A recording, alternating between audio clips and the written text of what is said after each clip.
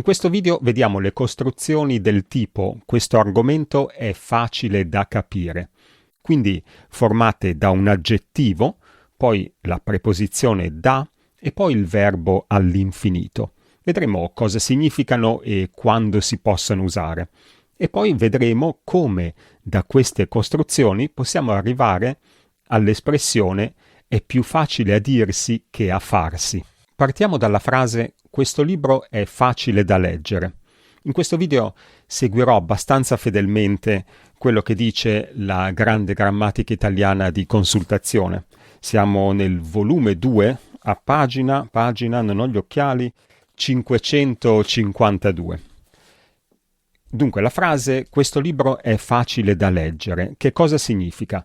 Il nostro librone ci dice che la possiamo parafrasare con la frase è facile leggere questo libro. Se confrontiamo queste due frasi, impariamo alcune cose. Vediamo che questo libro è il complemento oggetto del verbo all'infinito leggere e vediamo che si è spostato prima del verbo essere, all'inizio della frase, e abbiamo aggiunto la preposizione da. Se non lo mettiamo all'inizio della frase, non possiamo avere la preposizione da, cioè non possiamo dire è facile da leggere questo libro. Cioè in realtà lo possiamo dire, ma sarebbe una frase diversa, sarebbe una costruzione marcata e quando parlo, se volessi usare una frase del genere, dovrei aggiungere una piccola pausa o se la sto scrivendo, questa frase dovrei aggiungere magari una virgola. Quindi parlando direi è facile da leggere questo libro, quindi come un pensiero che mi viene dopo, ma come frase piana, frase piatta, questa frase non è possibile, quindi non posso dire è facile da leggere questo libro. Posso invece dire è facile leggere questo libro oppure questo libro è facile da leggere. La seconda cosa importante da sottolineare, non so se avete notato che ho appena usato questa costruzione, la seconda cosa importante da sottolineare. Dicevo, la seconda cosa importante da sottolineare è che quell'elemento all'inizio della frase, nel nostro esempio questo libro, deve essere il complemento oggetto del verbo all'infinito. Quindi non posso dire, per esempio, con le preposizioni è facile da confondersi. Non lo posso dire perché con le preposizioni non è il complemento oggetto del verbo confondersi. Quindi questa frase non funziona. Dirò invece, con le preposizioni è facile confondersi, senza quella preposizione da. Quindi lo ripeto, quel primo elemento all'inizio della frase deve essere il complemento oggetto del verbo all'infinito, o, come dice meglio la nostra grande grammatica italiana di consultazione, il sintagma nominale a cui si riferisce l'aggettivo rappresenta il complemento oggetto dell'infinito. Vediamo un paio di esempi, utili anche per chiarire e ricordare un paio di cose. Dunque, il primo esempio è preso da un sito che si chiama 3 buoni motivi per leggere.it, una frase molto simile alla nostra. 5 libri brevi e facili da leggere.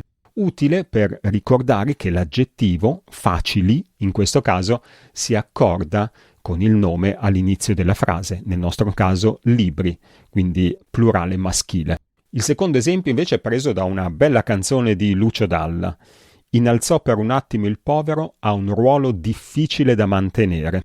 Ora qualcuno potrebbe chiedersi, ma un momento, a un ruolo non è il complemento oggetto perché abbiamo quella preposizione a e non ci hai detto invece che deve essere il complemento oggetto.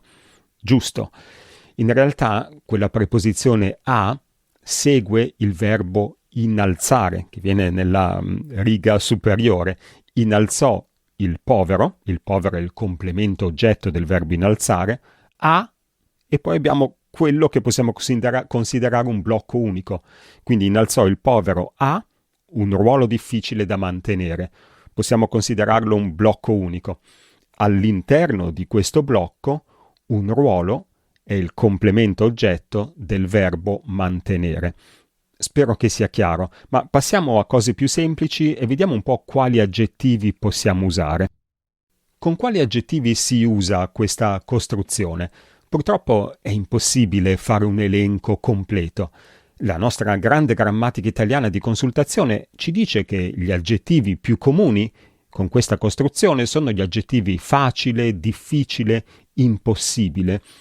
Magari ne possiamo aggiungere qualcun altro, possiamo aggiungere interessante, noioso, divertente e aggettivi simili. Tutti questi aggettivi si comportano allo stesso modo, quindi la frase un libro noioso da leggere significa e può essere parafrasata con la frase è noioso leggere questo libro.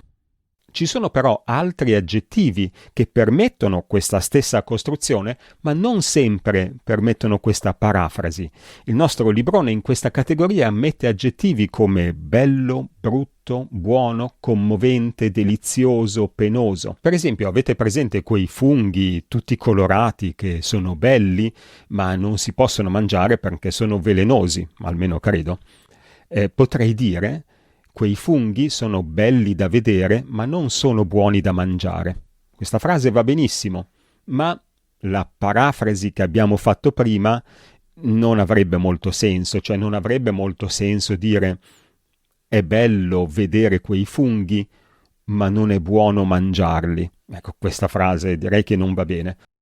Torniamo alla nostra frase dell'inizio. Questo libro è facile da leggere. Ora, a quel verbo all'infinito, leggere, potrei aggiungere un sì e dire quindi questo libro è facile da leggersi. Che cos'è quel sì? Nella grande grammatica italiana leggiamo. In questa costruzione l'infinito può essere accompagnato in genere dal sì impersonale passivo. Luca Serianni, nella sua grammatica, chiama quel sì sì passivante. Ma la cosa importante, secondo me, è che queste due frasi, questo libro è facile da leggere, questo libro è facile da leggersi, hanno lo stesso significato. A volte, in uno stile più letterario e soprattutto quando è presente quel sì passivante, possiamo trovare la preposizione a invece della preposizione da. Ho detto soprattutto quando è presente quel sì passivante. Ora, in realtà Seriani ci dice che tutte e quattro le combinazioni sono possibili, quindi con il nostro esempio tutte e quattro queste frasi sono possibili. Questo libro è facile da leggere, questo libro è facile da leggersi, questo libro è facile a leggere, questo libro è facile a leggersi. Ora, sono tutte possibili, ma secondo me le ultime due sono molto meno comuni, soprattutto la terza, questo libro è facile a leggere, è molto poco comune secondo me. La prima è sicuramente la più comune, questo libro è facile da leggere. Seriani cita un esempio tratto da Moravia, sono cose difficili a spiegarsi. È sicuramente uno stile letterario, noi comuni mortali probabilmente diremmo sono cose difficili da spiegare. Ma questo finalmente ci fa capire, almeno da un punto di vista grammaticale, da dove viene quell'espressione è più facile a dirsi che a farsi. Quindi qui abbiamo la preposizione a invece della preposizione da, quindi un po' più letteraria, e poi abbiamo quel sì passivante. Il complemento oggetto all'inizio della frase naturalmente è sottinteso, cioè questa cosa è più facile a dirsi che a farsi. E potremmo anche dire, usando la nostra costruzione più comune, questa cosa è più facile da dire che da fare. Ma non è questa l'espressione. L'espressione è più facile a dirsi che a farsi. Ho messo anche qui la traduzione in inglese, che è quella che conosco, ma fatemi sapere se avete lo stesso modo di dire magari in altre lingue. Grazie per avermi seguito fin qui, se ti è piaciuto il video lasciami un bel pollicione e ci vediamo nel prossimo video. Ciao!